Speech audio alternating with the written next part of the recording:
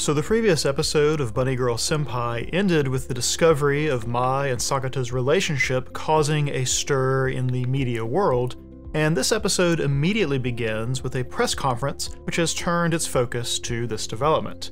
We had a week to wonder what kind of impact it would have. It was natural to assume the worst, especially after they agreed to a dating moratorium when her agent found out about Sakata. Surely the news breaking wider would require a more drastic reaction, right? Instead, it seems their agent was being overly cautious. Even Mai comments that it didn't turn into as big an ordeal as she thought it would. It certainly didn't cause a new barrier between them like I feared last time. It does affect the course of this episode, though not in the way we might have guessed. What it mainly does instead is characterize Mai, as her navigating that press conference like a champ is probably the main reason the situation didn't get out of hand. She's even humble about it, giving all the credit to the director's face-saving quip about it helping their marketing. While it does set the tone about whether or not there was actually any loss of face for Mai, her own blushing innocence about discussing her first love is disarming in its own right. She apologizes for making the story about her instead of about the movie they are actually there to promote, apologizing not just to the audience or fans, but to her co-stars. She first owns the consequences with sobering sincerity, and so the director lightening things up with a little quip helps ground the mood of the place. She is genuine in her reaction to the questions, and I think the decision to share the fact that Sakata was the catalyst to her returning to show business was a wise move. If you are a fan of hers, and this boy made it so that you get to see more of her, well, how mad at that situation can you be? When she then forgives the invasion of her own privacy but asks them to respect his privacy, the conversation becomes neither Mai throwing herself on the mercy of the court of public opinion, nor her striking back against the attention. Rather, she accepts the scrutiny of her own life and asks a favor of the public to minimize their scrutiny of her boyfriend's life. Who could deny such an earnest girl? Not only does it underscore her professionalism, it reinforces her dedication to Sakata in a very public space. In a way, she is getting to go through what he did when he shouted his confession in front of the whole school. Thus, one of the results of the paparazzi photo is not to drive the two of them apart, but actually to drive them closer together. The very conversation where they discuss the press conference eventually gets to a "nah, I love you more" type of exchange.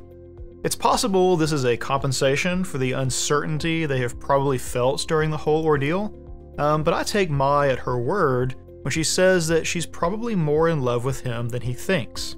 She has trouble talking straight like that most of the time, and won't really even debate him when he counters. I suspect that somewhere in the last few days, she has had to ask herself what Sakata means to her compared to the potential trouble she might be causing for her career. And the result of that decision is plain in her answers during the press conference. Thus, she is probably especially certain of her heart right now. The episode ends up being full of wholesome moments of the two of them reaffirming their feelings, even while there are little things cropping up that may be stressors in the future. Now, one of the narrative results of the photo is that it helps motivate Kaede to also do her best for her brother. Her quest to become comfortable going outside becomes the main focus of the episode.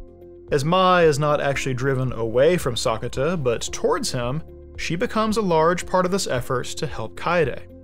We've noted before that she has taken steps meant to help Kaede eventually return to the outside world, and as she becomes more invested in Sakata, there is an accompanying investment in Kaede. I'm sure there is also some gratitude for Sakata's role in bringing her and Nodoka closer together. She probably has an even greater understanding of what it's like to have a close relationship to a younger sister now, and one that is your roommate to boot. Since the prohibition against seeing each other in private is apparently over, Mai comes over to cook dinner for the two of them. The effort Mai has put in to foster a relationship with Kaede pays off when the subject of her answering the phone in the future comes up. Kaede is comfortable enough with Mai to share her list of goals, as well as why she is so motivated right now. Even though Kaede is a bit of a bro-con still, both his relationship with Mai and the other girls who have come over have slowly made Kaede face that eventually Sakata will want to marry and live without her. She can't go on like this without eventually causing problems for her brother, and because she loves him, she doesn't want to do that. Mai encourages her desire for independence and further suggests they go ahead and practice her answering the phone right now. This is one of the things that really shows off Mai and Sakata's character. Both of them take Kaede's enthusiasm seriously. They give a lot of gravity to her plans, despite how low stakes they might sound out of context. They don't just humor her, but they accept her unspoken invitation to assist her on her quest. Mai will call her again on a different day to help her practice, and Kaede actually tells her first about completing her plan to step outside. Mai then also hits a complete home run with the magazine shoot outfits. It's more than just encouraging her to dress more maturely or more feminine to help her think of herself that way. Giving Kaede a variety of things to get excited about wearing also gives her new motivation each day for a chance to wear each new outfit. It's an extra impetus to want to step outside and to continue to do so. This is the same thought process that Sakata had when he suggested that she add additional goals, like going to see the pandas. This is ultimately just a shining example of their earnestness and how it enables them to recognize when Kaede is being earnest as well. I've talked about Sakata's earnest nature before. In the 5th episode segment, I mentioned how earnest people are both really easy to mock and really easy to admire. Despite Sakata's relentless teasing of people like Mai and Tomoe and Futaba, all of them still hold a lot of affection toward him. When it comes time to speak hard truths to them, the impact comes not just from his words, but from the weight of the genuine belief that underpins them. Knowing that he truly is on their team and wants the best outcome for them makes otherwise bitter pills easier to swallow. This is on full display in the scene where Kaede first goes outside. Sakata is sure to give her an out when it looks like she might be stuck after recharging her power, encouraging her about the success she had in getting fully dressed, rather than putting focus on her failure to actually complete the task. But after her confession about fearing not changing more than she fears stepping outside, it seems he's willing even to trick her a little bit to push her over the edge. I think her speech about the fear of going on like this forever has also affected Sakata, because even though he knows it's not ideal, he probably is also used to the status quo between he and his sister. When she is overcome with happiness at having crossed the threshold, he gets teary-eyed as well. The show frequently has moments of Sakata displaying genuine emotion outside of high-drama scenes, and it's one of the ways his sincerity is communicated to the audience as well. Once Kaede has gotten past the mental block of stepping outside, her progress is steady. You could argue that answering the phone when Mai called from the other room was the first domino as well, as it was taking a concrete action rather than just ideating the actions. Either way, it leads to her taking the big step of going to the beach, and she is supported by Mai and Nodoka coming along as well. It's a big success that mostly goes well, but it leads to her running into someone from her past. She doesn't remember this classmate, and this sets up the cliffhanger reveal. Kaede has no memories. This is actually another scene that is set up by the paparazzi photo. This girl, Kano, saw Sakata in the news because of his relationship with Mai, which not only reminds her of how she regretted her lack of aid to Kaede in the past, it lets her find Sakata by knowing which high school he attends. Because of their conversation earlier, we know that this girl was close to Kaede and friendly toward her. They weren't strangers at all. So when Kaede doesn't know her, it's clearly more than just a case of losing track of old classmates. Kano also gives Sakata information about what happened to the girls who bullied Kaede, which may be important later, and that information came from the publication of the photo as well. She also confirms the story for us in at least some broad ways, as before now, we've only ever had Sakata's version of events. Now, Kaede's amnesia is not just a surprise to the audience, but to Mai as well. Furuba sets us up earlier by asking whether Sakata had talked about that thing with Kaede to her. This becomes a minor pattern in the episode as well, but we'll come back to that. First, let's discuss this lack of memories. We don't have a lot of parameters for this yet, so it's probably unwise to speculate too broadly.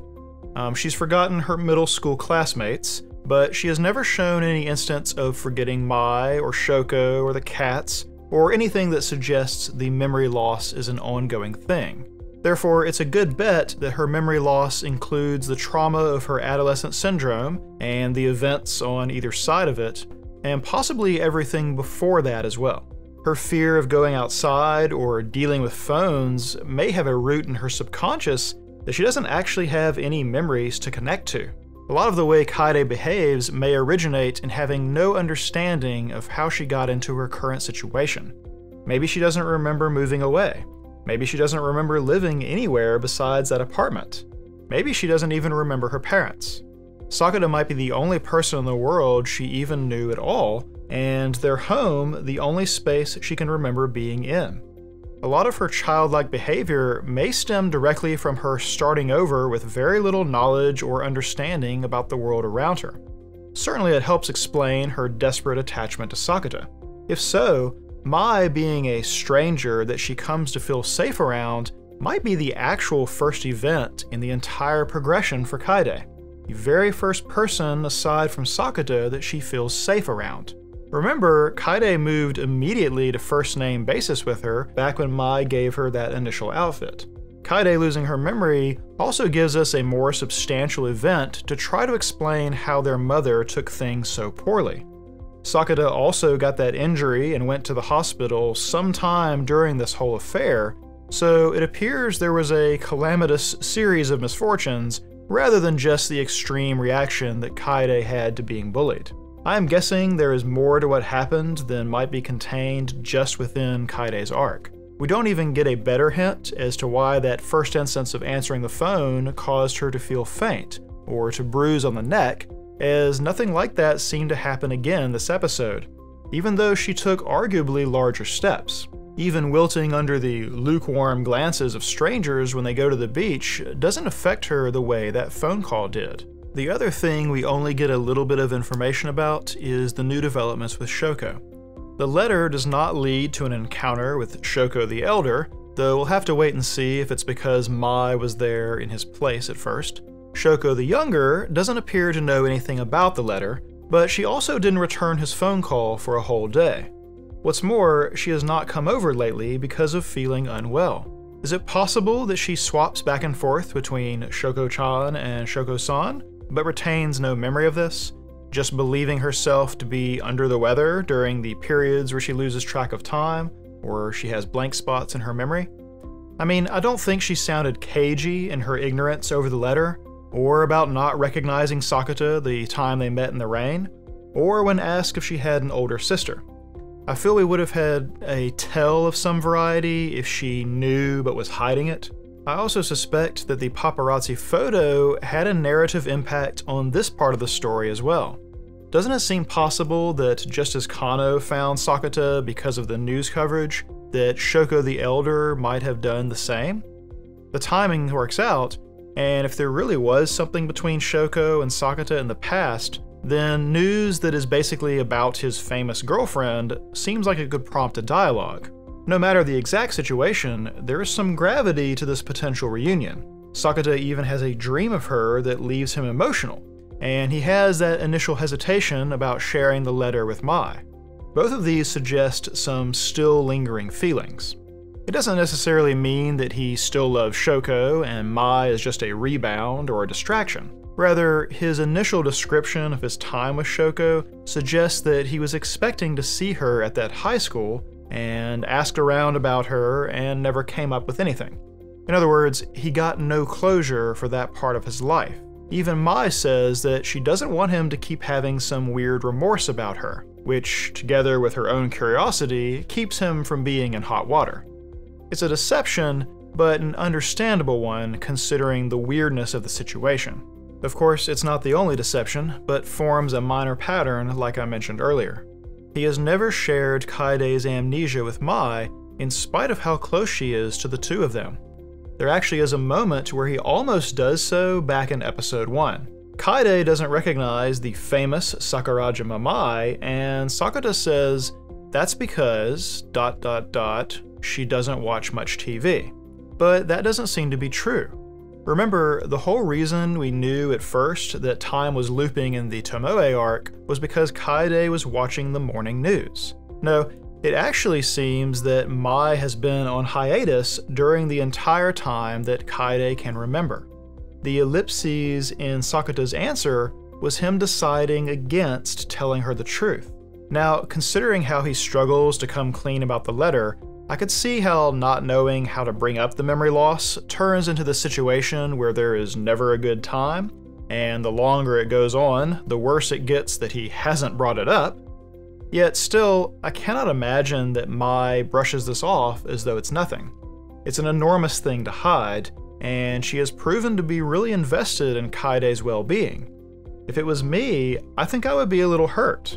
Thus, it may prove that Mai and Sakata will have friction between them, not from some external source, like public pressure, but from an internal source.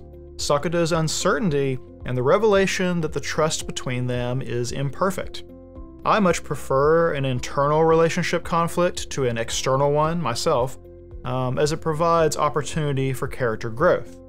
If you can't tell yet from the kind of shows I tend to favor, I am all about character-driven stories. Now, it may be that no rift develops from this, but there is a scene earlier where Sakata again tries to go for the kiss and gets shut down. This suggests to me that our writers are saving a future kiss for a moment of climax or resolution. The meaning behind such a thing could signal an end to a rift that develops in the interim. But that may not happen at all, because I don't think it's an accident that we have this episode full of them strengthening their bonds at the same time that Shoko is coming back onto the scene. I don't know what future arcs will hold, but there may come a time when we see Shoko and Sakata's story in full, and the question arises of why didn't they become a couple in their own right? Certainly he was carrying the flame for her a while there. If she re-enters the picture, the same question might come up. Why not choose Shoko? I feel like his choice of message to leave her on the beach already suggests that he thinks this subject might arise. In that case, a more complete and satisfying answer is not him rejecting a relationship with her, but us being shown his strong relationship with Mai. It's an answer even before there is a question. I can't believe I'm going to do this again, but this might be yet another parallel to Monogatari. In the first season, Bakemonogatari, the 12th episode is almost entirely a confirmation of the relationship between the main character and his girl, ending with the incredible stargazing scene. However, it is actually counted as part of the Tsubasa Cat arc. That episode belongs to another girl's arc. Why? Well, that arc, which actually comes afterward, centers around why the main character didn't choose that girl instead. There was definitely attraction and apparent compatibility, and she was even first on the scene. The answer ends up lying in that 12th episode. What he has with the other girl is simply that special. As good as the first girl is, as good as they could be, they wouldn't be better. But rather than simply spelling that out for us, the show demonstrates the truth of it by focusing on how the existing couple interacts. If future events in Bunny Girl Senpai end up revolving around the unfinished business between Shoko and Sakata, then demonstrating how strong he and Mai are becomes part of that conversation. Alright, end of parallel, which may not even be a parallel. We will find out. There is obviously more that Sakata has kept from Mai, some unresolved feelings between him and Shoko the Elder, and somehow Kaede's whole ordeal is caught in the middle. I suspect we will not lack for complexity in our final 2 episodes.